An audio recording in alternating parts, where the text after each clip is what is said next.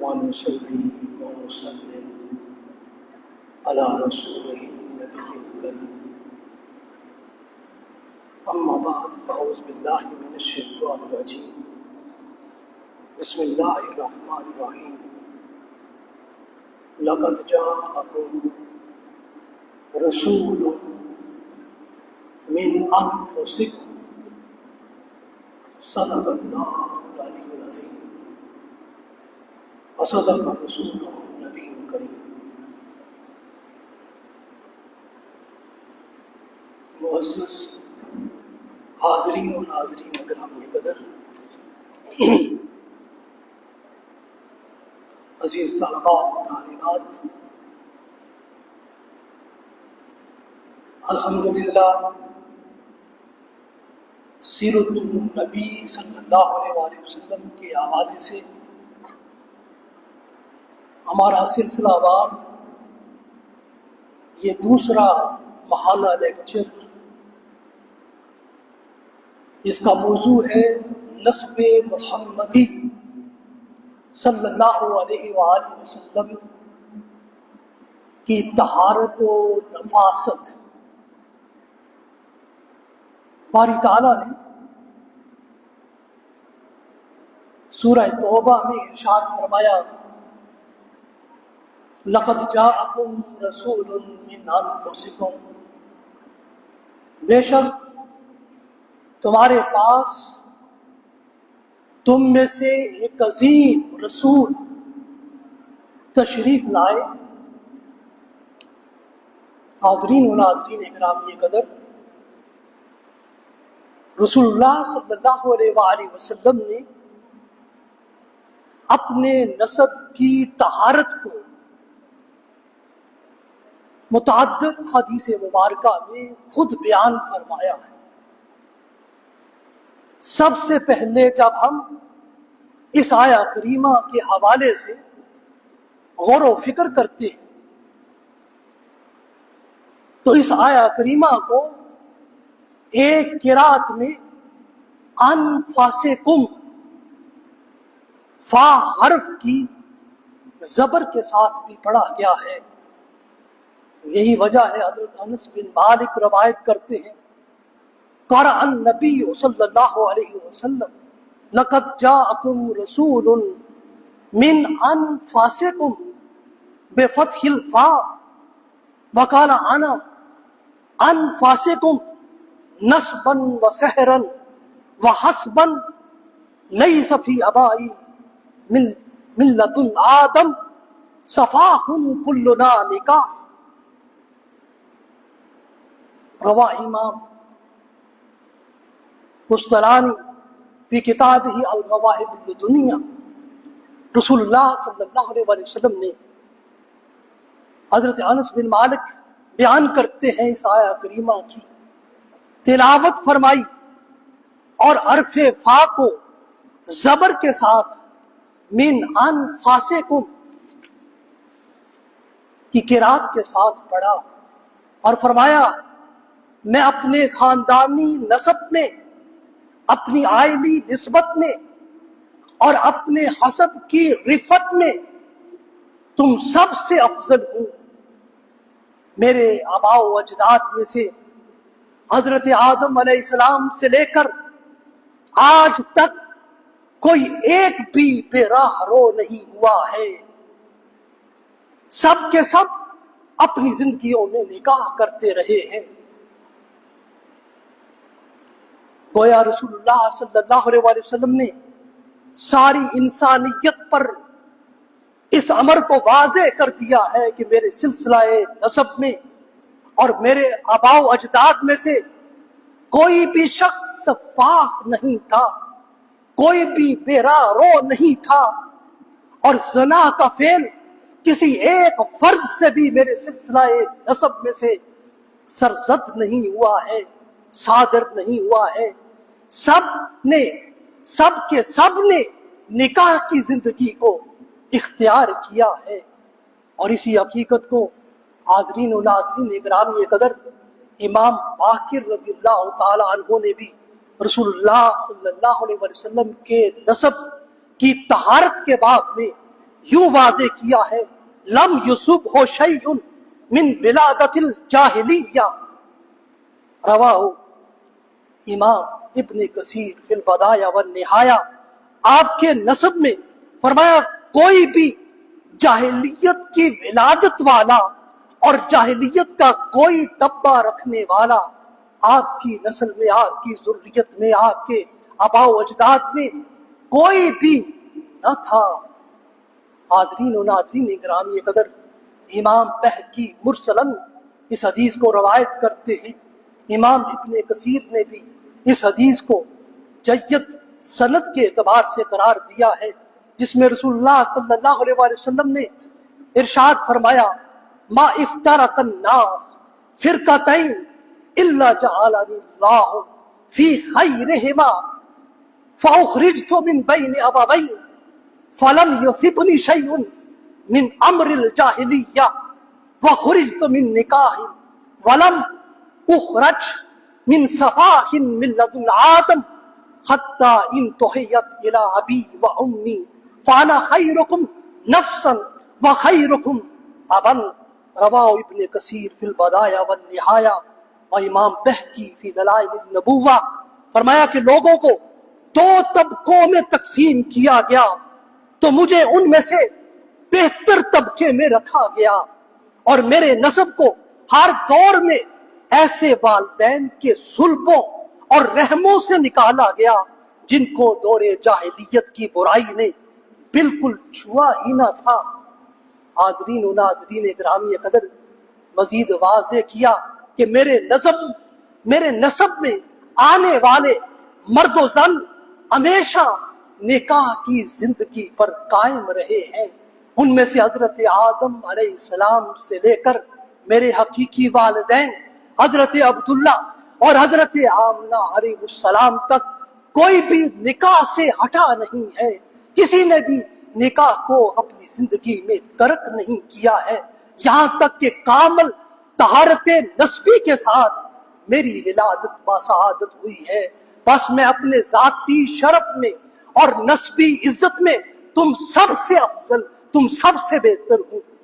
हाज़रीन व नाज़रीन इकरामी कदर, कुरान ने रसूलुल्लाह सल्लल्लाहु अलैहि वसल्लम के सिलसिला नसब के हर शख्स की तहारत, नजाफत और नफासत की खबर देते हुए उनको साजिदीन के लक़ब से नवाजा है। इसलिए इरशाद फरमाया वतुक़ल्लुबा का फिस साजिदीन फी सूरति शुआरा, और फरमाया सजदा गुजारों में भी आपका पलटना हम देखते रहे हैं। हजरत अब्दुल्लाह इब्न अब्बास बयान करते हैं कि इस आया करीमा में रसूलुल्लाह सल्लल्लाहु अलैहि वसल्लम के पाकीज़ा नसब की तहारत और अजमत को बयान किया गया है कि आपके सिलसिला नसब की तमाम हस्तियां साजिद थी, आबद थी, उनके किरदार और अमल में कोई कजी न थी और उनकी जात में कोई भी अखलाकी कमजोरी का शिकार न थी, और ये सब की सब हस्तियां निकाह की जिंदगी पर कायम थी और इनके पाक सुल्बों और पाक रहमों से नूरे मुहम्मदी नस्ल दर नस्ल आगे पाकीज़ा सिलसिलों में मुंतकिल होता रहा, ता आके ये नूरे मुहम्मदी की अमानत हजरत आमना अलैहिस्सलाम को वदियत हुई और रसूलुल्लाह सल्लल्लाहु अलैहि वसल्लम की विलादत मुबारका का ज़हूर हुआ। हाज़रीन व नाज़रीन इकरामी कदर, हजरत अब्दुल्लाह इब्न अब्बास रवायत करते हैं वतुक़ल्लुबुका फिस साजिदीन मा ज़ालन नबिय्यु यतक़ल्लबु फी अस्लाबिल अंबिया हत्ता वलदतहु उम्मुहु। रवाहु अबू नुअयम फी दलाइल नबुव्वा। तक़ल्लुबुका फिस साजिदीन का मफ़हूम फरमाते हैं कि ये भी है कि नूरे नबी अंबिया अलैहिस्सलाम की पाकीज़ा पुश्तों में हर दौर में हजरत आदम अलैहिस्सलाम से लेकर मुंतकिल होता रहा, यहाँ तक कि ये नूर आपकी वालदा माजिदा के यहाँ आपकी सूरत में तवल्लुद हुआ।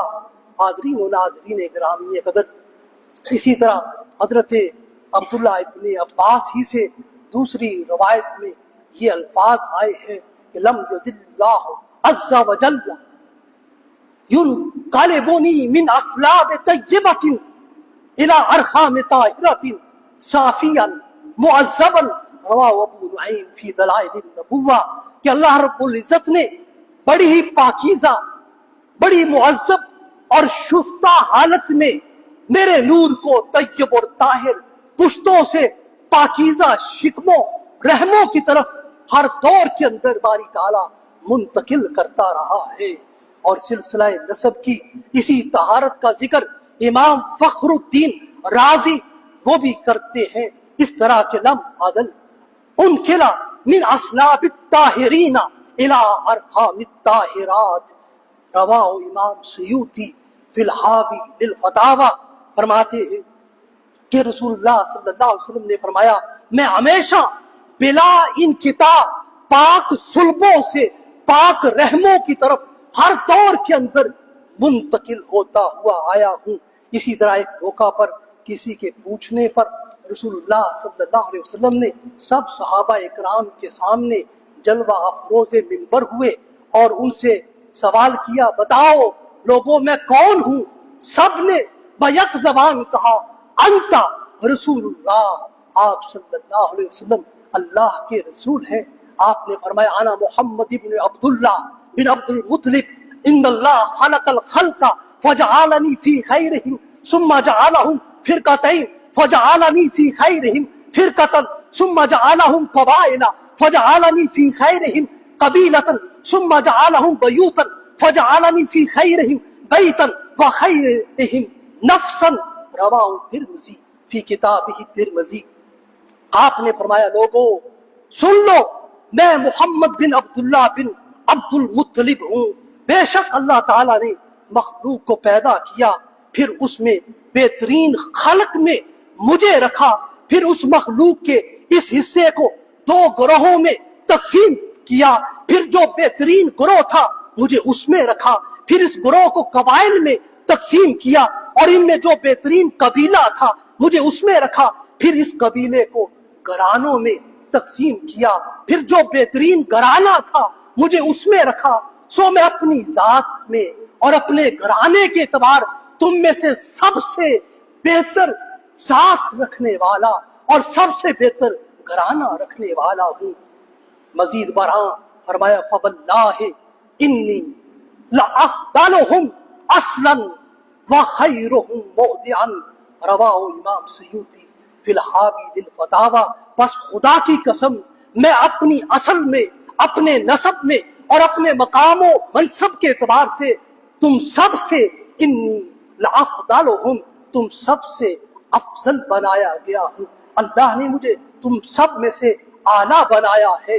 حضرت واصلہ بن اسقا روایت کرتے ہیں کہ رسول اللہ صلی اللہ علیہ وسلم نے فرمایا ان اللہ استفا من ولد ابراہیم اسماعیل و استفا من ولد اسماعیل بنی کنانا و استفا من بنی کنانا قریشا و استفا من قریش بنی ہاشم و استفانی من بنی ہاشم، رواہ امام ترمذی فی کتابہ۔ فرمایا بے شک اللہ تعالیٰ نے حضرت ابراہیم خلیل اللہ کی اولاد سے حضرت اسماعیل علیہ السلام کو چنا، حضرت اسماعیل علیہ السلام کی اولاد سے بنو کنانا کو چنا اور بنو کنانا سے قریش کو چنا اور قریش سے بنو ہاشم کو چنا اور بنو ہاشم سے مجھے منتخب کیا۔ حاضرین و ناظرین گرامی قدر، عام طور پر رسول اللہ صلی اللہ علیہ وسلم کے نسب کو تین حصوں میں تقسیم کیا جاتا ہے۔ ایک حصہ نسب حضرت آدم علیہ السلام سے حضرت ابراہیم علیہ السلام تک پہنچتا ہے، دوسرا حصہ نسب حضرت اسماعیل علیہ السلام سے لے کر مہد بن عدنان تک پہنچتا ہے، اور تیسرا آپ کا سلسلہ نسب مہد بن عدنان سے لے کر رسول اللہ صلی اللہ علیہ وسلم کے والد گرامی حضرت عبداللہ تک پہنچتا ہے، اور ان میں سے سب سے معتبر اور سب سے مستند اور رجال نسب کے اعتبار سے تیسرا حصہ نسب ہے جو ہم تک پہنچا ہے، اس اعتبار سے جس میں رسول اللہ صلی اللہ علیہ وسلم کے والد گرامی حضرت عبداللہ سے سلسلہ نسب माद बिन अदनान तक पहुंचता है। और बकिया दो हिस्सा नसब के बारे में रवायात में मुख्तलिफ आरा अहले इल्म के यहाँ पाई जाती हैं। बहरहाल रसूलुल्लाह सल्लल्लाहु अलैहि वसल्लम खुद भी जब अपना सिलसिलाए नसब बयान करते तो आप सल्लल्लाहु अलैहि वसल्लम अपने सिलसिलाए नसब को माद बिन अदनान तक बयान करते थे। हजरत अब्दुल्लाह इब्न अब्बास रवायत करते हैं कि अन्नन नबी सल्लल्लाहु अलैहि वसल्लम कान इज़ा इंतसबा लम युजाविज फी नस्बिही माद बिन अदनान सुम्मा यमसुकु रवाह इब्न सअद फी किताबी अत-तबकात कि रसूलुल्लाह सल्लल्लाहु अलैहि वसल्लम जब अपना नसब खुद बयान करते थे तो माद बिन अदनान तक ही बयान करते थे और फिर इसके बाद रुक जाते थे। ऊपर हजरत इब्राहिम हजरत इस्माइल अलैहिस्सलाम की तरफ जो आपके आबाओ अजदाद हैं उनका जिक्र नहीं करते थे, सिर्फ माद बिन अदनान तक ही अपने 20 के करीब आबाओ अजदाद का जिक्र करते थे। और यही आपका ये सिलसिला नसब सीरत की तमाम किताबों में मारूफ है, मुस्तनद है और इसी को उलमा ने और आइमा ने अपनी अपनी कुतुब में बयान किया है।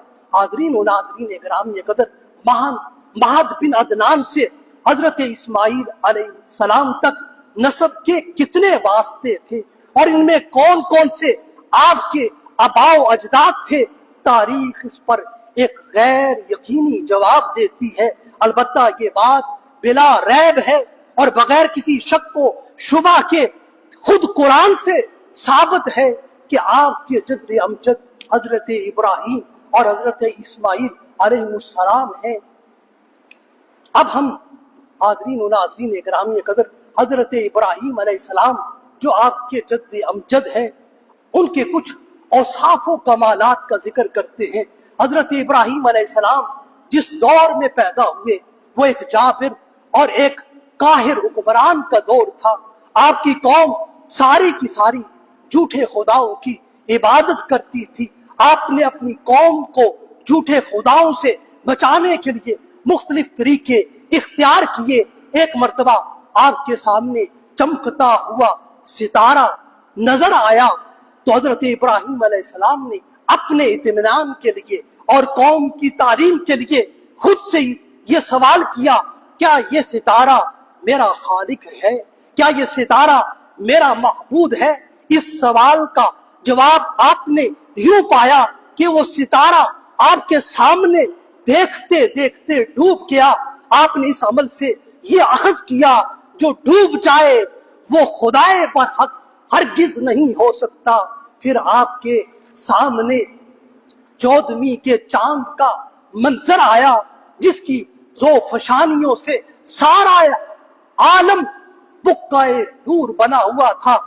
आपने अपनी और कौम की तालीम के लिए खुद ही ये सवाल किया, क्या ये चमकता हुआ चांद, ये 14वीं का चांद मेरा रब है, क्या ये मेरा महबूद है।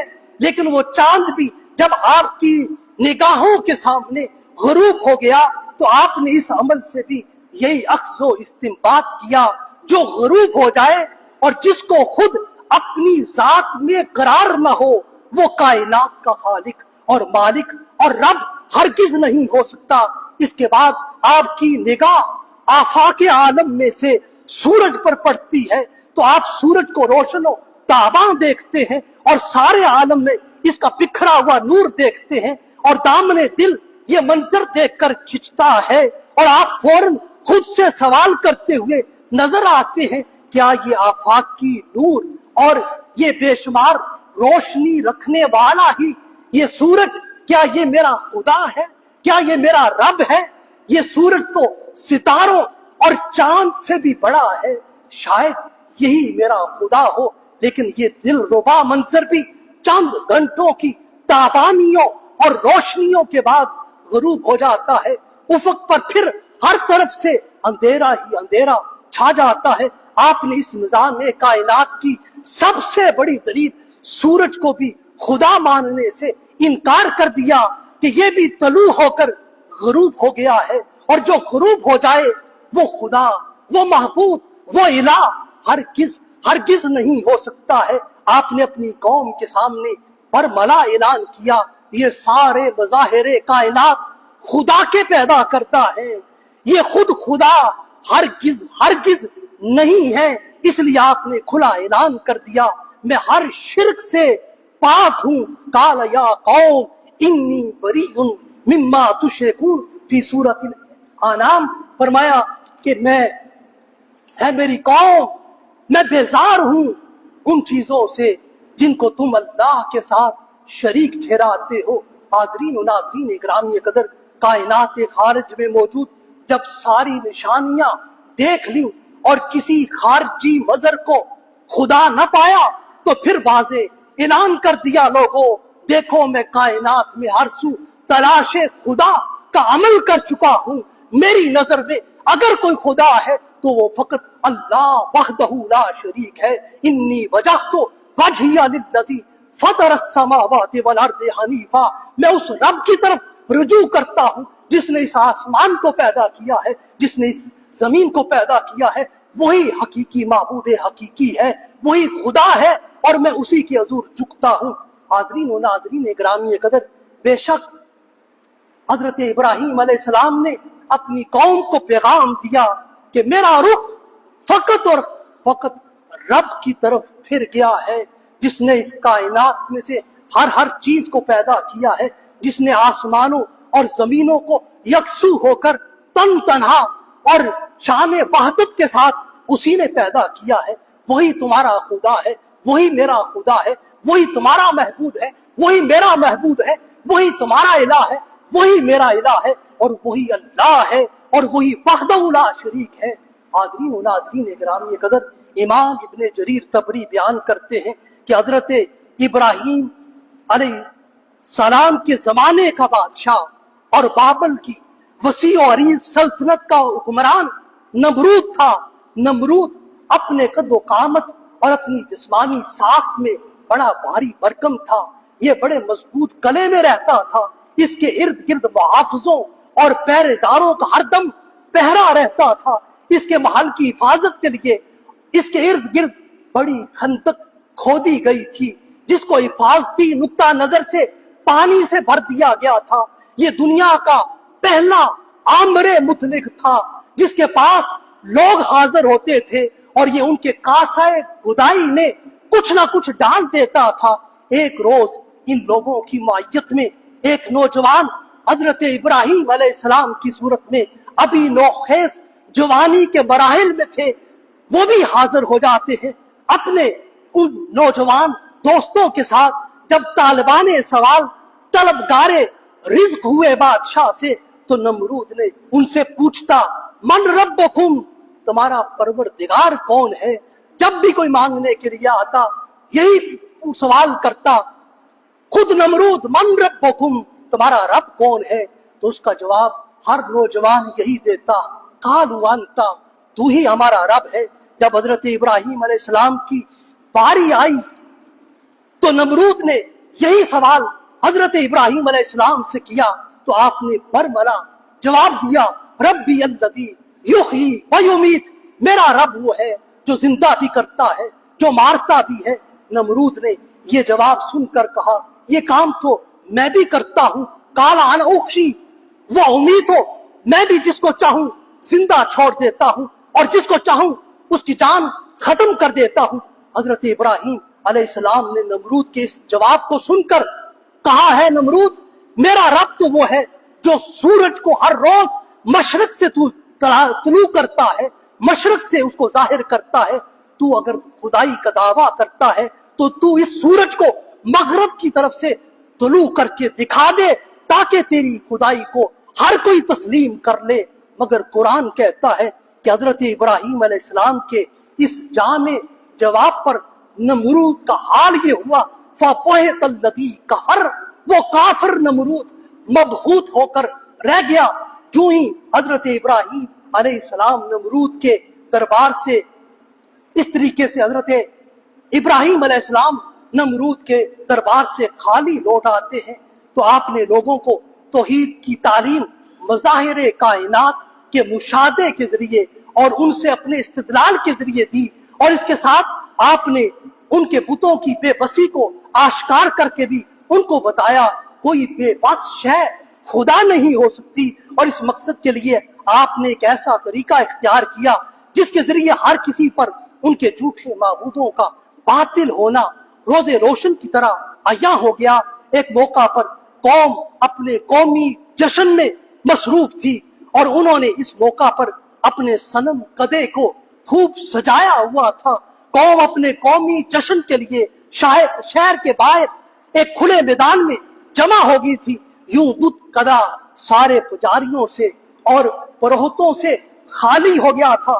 بتوں کی بے بسی اور ان کے بے فائدہ ہونے کا ثبوت بہترین موقع حضرت ابراہیم علیہ السلام کو مل گیا تھا کہ قوم پر واضح کر دے کہ یہ بت تمہارے بے بس ہیں اور بے فائدہ ہیں۔ آپ نے اپنے ایک ہاتھ میں وزنی تیز کلہاڑا اٹھایا اور صنم قدے کی طرف چل دیے اور اس میں داخل ہو گئے۔ آپ نے اس کلہاڑے کے ذریعے کسی بت کا کان کاٹا، کسی کی ناک ختم کی، کسی کا بازو جدا کیا، کسی کی ٹانگ تو لخت کی۔ آخر کار آپ نے ان کے سامنے پڑی ہوئی ساری چیزیں ان سب کے بڑے بت کے سامنے لا کر اکٹھی کر دی اور کلہاڑا بھی اس کے بڑے بت کے کندھے پر رکھ دیا۔ آپ نے اپنا کام مکمل کیا۔ اب قوم کے رد عمل کا سامنا کرنے کے لیے تیار ہو گئے۔ جب شام کے وقت بت قدے میں خدمت گزاروں نے اپنے معبودوں اور اپنے بتوں کا یہ حال دیکھا تو ان پر ایک سکتہ طاری ہو گیا اور یہ خبر سارے شہر میں چشمے زدن میں پھیل گئی۔ سارے شہر میں ایک ہنگامہ بپا ہو گیا۔ بتوں کا ہر پجاری پریشان حال تھا، رنجیدہ تھا، غم زدہ تھا۔ آخر ان معبودوں کے ساتھ ایسا کس نے اس طرح کا سلوک کیا ہے؟ من فعل ھذا بآلہتنا انہ لمن الظالمین فی سورۃ الانبیاء۔ ہمارے بتوں کے ساتھ یہ حال کس نے کیا ہے؟ بے شک وہ بڑا ہی ظالم ہے۔ اور ان کو جواب دیا گیا قالوا سمعنا فتى یذکرہم یقال لہ ابراہیم فی سورۃ الانبیاء۔ وہ کہنے لگے ہم نے ایک نوجوان کے بارے میں سنا ہے، وہ ان بتوں کا تذکرہ کرتا رہتا ہے، اس کا نام ابراہیم ہے۔ جب نمرود اور اس کے وزراء کو اس حادثہ فاجعہ کی خبر ملی تو نمرود نے حضرت ابراہیم علیہ السلام کے خلاف شاہی فرمان جاری کر دیا فَأْتُوا بِهِ عَلَىٰ أَعْيُنِ النَّاسِ لَعَلَّهُمْ يَشْهَدُونَ فِي سُورَةِ الْأَنْبِيَاء۔ کہنے لگا انہیں پکڑ کر لاؤ، گرفتار کر کے لاؤ تاکہ لوگوں کے وہ روبرو ہو جائیں اور لوگ ان کو دیکھ کر ان کے بارے میں کوئی شہادت دے سکیں۔ اس کے بعد حضرت ابراہیم علیہ السلام کو گرفتار کر لیا جاتا ہے اور ان سے پوچھ گچھ کی جاتی ہے اور طرح طرح کے سوالات کیے جاتے ہیں اور یہ پوچھا جاتا ہے اَأَنْتَ فَعَلْتَ هَذَا بِآلِهَتِنَا یا ابراہیم، کیا ہمارے خداؤں کے ساتھ ہے ابراہیم یہ حشر آپ نے کیا ہے؟ آپ نے فرمایا تم اپنے سب سے بڑے بت اور اپنے سب سے بڑے معبود سے پوچھو جس نے تمہارے سب خداؤں کے نذرانوں کو اپنے قبضے میں لے رکھا ہے اور کلہاڑا بھی اس کے کندھے پر موجود ہے، جو اس بات کی گواہی اور شہادت ہے کہ یہ سارا کچھ تمہارے اس بڑے خدا نے کیا ہے۔ بل فعلہ کبیرہم فی سورۃ الانبیاء۔ تو فرمایا حضرت ابراہیم علیہ السلام نے کہ یہ سب کچھ تمہارے اس بڑے نے کیا ہے، تو آپ کے جواب نے پوری قوم کو سوچنے پر مجبور کر دیا اور آپ کے جواب نے کلہاڑے کی کاٹ سے بھی زیادہ قوم پر بڑا اثر کیا اور یوں کچھ دیر کے لیے ساری کی ساری قوم دم بخود ہو کر ایک دوسرے کا منہ دیکھتی رہی۔ حضرت ابراہیم علیہ السلام کے اس جواب کا جواب آخر کیا دیا جائے، اور اس کا جواب یہی تھا کہ ساری قوم کے سر جھک گئے اور شرمندگی سے ساری قوم تو چار ہو گئی۔ قرآن بیان کرتا ہے ثم ناکسوا علی رؤوسہم کہ حضرت ابراہیم علیہ السلام کے اس جواب پر سب کی گردنیں جھک گئیں۔ ساری قوم ندامت کے ساتھ حضرت ابراہیم علیہ السلام سے کہنے لگی لقد علمت ما ہؤلاء ینطقون فی سورۃ الانبیاء۔ اے ابراہیم آپ جانتے ہیں یہ بت بول نہیں سکتے۔ حاضرین و ناظرین گرامی قدر، حضرت ابراہیم علیہ السلام نے زبان حال میں उन पूरी कौम को समझा दिया, वो खुदा जो खुद को नुकसान से नहीं बचा सकता, वो खुदा कैसे हो सकता है तुम्हारा? जो खुद बोल नहीं सकता, वो भी तुम्हारा खुदा कैसे हो सकता है? जिसका अपना कोई बोल नहीं है, वो दूसरों के बोल को कैसे सुन सकता है? ऐ लोगों, ये बुत, ये खुदा नहीं है, और ये बुत सारे के सारे तुम्हें ना कोई फायदा दे सकते हैं, ना तुम्हें कोई नुकसान पहुंचा सकते हैं। अब भला ये तुम्हारे खुदा कैसे हो सकते हैं? ये हरगिज तुम्हारे खुदा नहीं है, बल्कि ये तुम्हारे हाथों के तराशीदा बुत है। जब नमरूद ने दावते दीन का गलबा देखा और अपनी कौम की पेशेमानी देखी, उसको अपने सियासी मफाद का खतरा लाहिक हुआ और उसे अपना तख्ते शाही डोलता हुआ दिखाई दिया, तो उसने फौरन आमराना इख्तियारात गुरुए कार लाए और हजरत इब्राहिम के इस अमल को जुर्म करार दिया, जिसकी सजा के तौर पर आतिश कदा भड़काया गया, ताकि बतौर सजा इसमें हजरत इब्राहिम अलैहिस्सलाम को डाला जाए। जब आतिश कदा खूब भड़क चुका तो हजरत इब्राहिम अलैहिस्सलाम को मुजरम के तौर पर तैयार किया गया। आपकी मशकें खूब कस दी गई और आपको मिंजनीक में बांधा गया और बांध दिया गया और आपको आतिश कदे में बतौर सजा फेंक दिया गया। इधर आलमे बाला में शोर मच गया, अल्लाह का खलील आग में डाल दिया गया है। फरिश्तों ने अर्ज की, ऐ कादरे मुतलक, तेरा खलील आग के भड़कते हुए शोलों की नजर हो गया है, हमें इज़्ने नुसरत हो। जिब्राइल अमी हजरत इब्राहिम अलैहिस्सलाम की खिदमत में हाजिर हुए, अपनी खिदमत पेश की। हजरत इब्राहिम अलैहिस्सलाम ने जिब्राइल अमी से कहा, अम्मा इलैका फला, है जिब्राइल, तेरी मदद की जरूरत नहीं है। रवाओ तबरी फी तारीखी, फिर कहा अपने रब ही से कुछ इस मुश्किल घड़ी में मदद मांग ले, दुआ कर ले। इस पर हजरत इब्राहिम अलैहिस्सलाम ने जिब्राइल अमी को जवाब दिया, कफानी इल्मुहु बिहाली मिन सवाली, रवाओ तबरी फी तारीखी, जब मेरा खुदा मेरे हाल को जानता है तो फिर मुझे सवाल करने की क्या जरूरत है। हाज़रीन व नाज़रीन गिरामी कदर, ये सारा मकाला जिब्राइल अमी और हजरत इब्राहिम अलैहिस्सलाम के दरमियान जारी है, हत्ता कि आपको आग में फेंक दिया जाता है और जो ही आप आतिश कदे में पहुंचते हैं, आग को हुक्म हो चुका होता है, कुल या नारुकूनी बरदम व सलामन अला इब्राहिम फी सूरतिल अंबिया, हमने आग को हुक्म दिया है, आग इब्राहिम पर तू ठंडी हो जा और सलामती वाली हो जा। चनाचे हुक्म रब्बानी पर आग के सुर्ख अंगारे गुलाब के फूलों के ढेर बन गए और पसंद करने वाले शोले नसीमे सुबह बाहर बन गए। और इतना बड़ा मोजज़ा देकर नमरूद फिर भी ईमान ना लाया। बिलाखिर उस नमरूद को एक हकीर मच्छर ने हलाक कर दिया। हाज़रीन व नाज़रीन गिरामी कदर, हजरत इब्राहिम अलैहिस्सलाम के जरिए बारी ताला ने ईमान बिल आखिरत और अकीदा बिल आखिरत और बादल मौत और मरने के बाद दोबारा जी उठने का तसव्वुर भी सारी कायनात को समझाया है। जब इब्राहिम अलैहिस्सलाम ने 4 परिंदों को लिया, उनको ज़िबह किया और फिर उनको बुलाया, सुम्मा यातियन्ना कसाया, वो चारों परिंदे जिनके गोश्त को आपस में मिक्स कर दिया गया था, हजरत इब्राहिम अलैहिस्सलाम ने उन परिंदों को आवाज दी, वो दौड़ते हुए आपकी खिदमत में हाजिर हो गए। क़यामत तक लोगों को बता दिया, जिस तरह इन मुर्दा परिंदों को जिंदा किया है, इसी तरह क़यामत के दिन हर शख्स को जो इस दुनिया में आया है उसे उठाया जाएगा। हाज़रीन व नाज़रीन गिरामी कदर, खुलासा कलाम की तरफ बढ़ते हुए अर्ज करूं, रसूलुल्लाह सल्लल्लाहु अलैहि वसल्लम के नस्ब आतर का सबसे मोतबर और मुस्तनद हवाला और नाम खुद हजरत इब्राहिम अलैहिस्सलाम का है। बारी ताला ने हजरत इब्राहिम अलैहिस्सलाम की वो दुआ कुरान में बयान की है, जिसमें आप रसूलुल्लाह सल्लल्लाहु अलैहि वसल्लम की बेइज्जत के लिए दुआ कर रहे हैं और बतौर खास इस बेइज्जत को अपनी जुर्रियत में मांग रहे हैं और खुद इस बरगुज़ीदा रसूल के जद्द अमजद होने का इजाज पाने की इल्तिजा बारगाह खुदाबंदी में कर रहे हैं। रब्बना वबअस फीहिम रसूलन मिनहुम यतलू अलैहिम आयातिका व युअल्लिमुहुल किताब वल हिकमा व युज़क्कीहिम इन्नका अंतल अज़ीज़ुल हकीम फी सूरतिल बकरा। है हमारे रब, भेज इनमें एक बरगुज़ीदा रसूल, इन्हीं में से تاکہ پڑھ کر سنائے انہیں تیری آیتیں اور سکھائے انہیں یہ کتاب اور دنائی کی باتیں اور پاک صاف کر دے انہیں، بے شک تو ہی بہت زبردست قوت والا اور بڑی حکمت والا ہے۔ حاضرین و ناظرین گرامی قدر، باری تعالیٰ نے اپنے خلیل کی مانگی ہوئی اس دعا کو شرف اجابت عطا فرمایا۔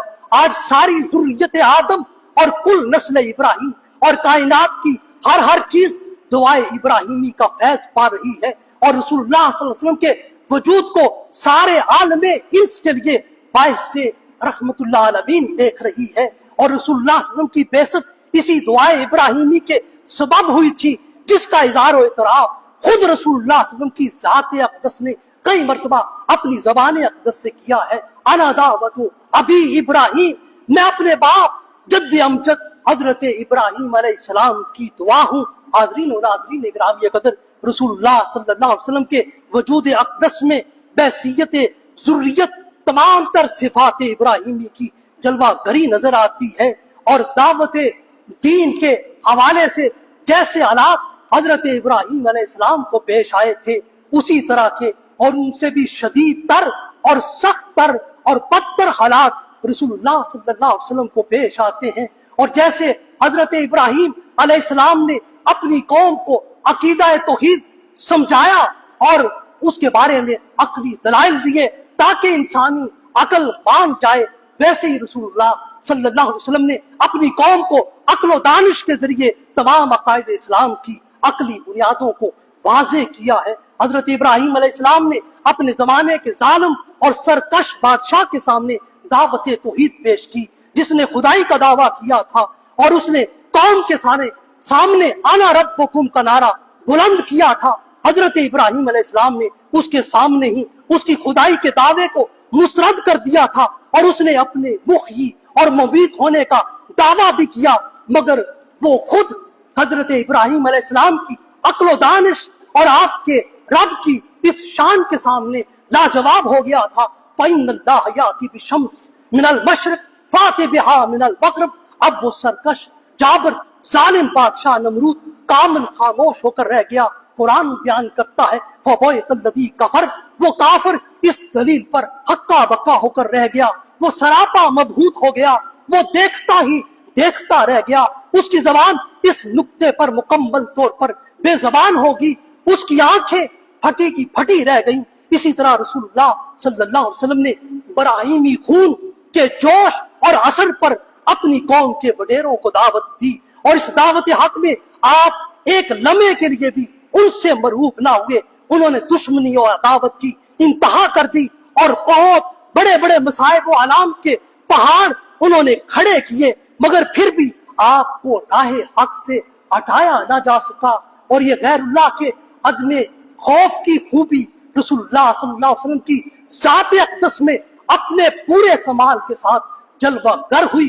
سارا قریش دشمن بن گیا تھا، جان کا قاتل بننا چاہتا تھا، خون کا پیاسا بننا چاہتا تھا، مگر آپ ہر حال میں وَثَبِّتْ أَقْدَامَنَا وَانصُرْنَا عَلَى الْقَوْمِ الْكَافِرِينَ کے پیکر بنے رہے، اس لیے کہ آپ کا ایمان سراسر ایقان ہی ایقان تھا۔ آپ صلی اللہ علیہ وسلم کی دعوت بھی بلا خوف و خطر آتش نمرود سے مزاحم ہونے کی دعوت تھی۔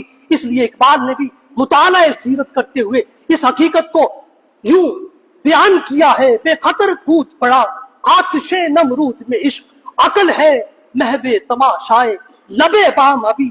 کبھی اقبال سیرت رسول اور سیرت ابراہیمی کے عمومی مطالعہ کے تناظر میں یہ ناسیانہ بات کہتا ہے کہ اپنے دور کے نمرود سے اور اپنے دور کے فرعون سے ہرگز تمہیں کبھی بھی ڈرنا نہیں چاہیے۔ بنمروداں این دور آشنا باش براہیما ز نمروداں نترسد۔ یقیناً ہر دور اور ہر زمانہ اپنے اندر ابراہیم اور ابراہیمی کردار چاہتا ہے، جو معاشرے سے ہر طرح کے جھوٹے بتوں کو پاش کر دے اور حق کو غالب کر دے، اور باطل معاشرے سے مٹ جائے۔ اور یہی صدائے حق ہے جو ہر دور میں مسلسل گونجتی رہتی ہے، اور یہی وجہ ہے کہ ہر دور بذات خود ابراہیمی کردار کی تلاش میں مسلسل گم رہتا ہے۔ اس لیے اقبال نے کیا ہی خوبصورت طرز نجوانی کی ہے، یہ دور اپنے براہیم کی تلاش میں ہے، یہ دور اپنے براہیم کی تلاش میں ہے۔ صنم کدا ہے جہاں، صنم کدا ہے جہاں، لا الہ الا اللہ، لا الہ الا اللہ، وآخر دعوانا الحمد للہ۔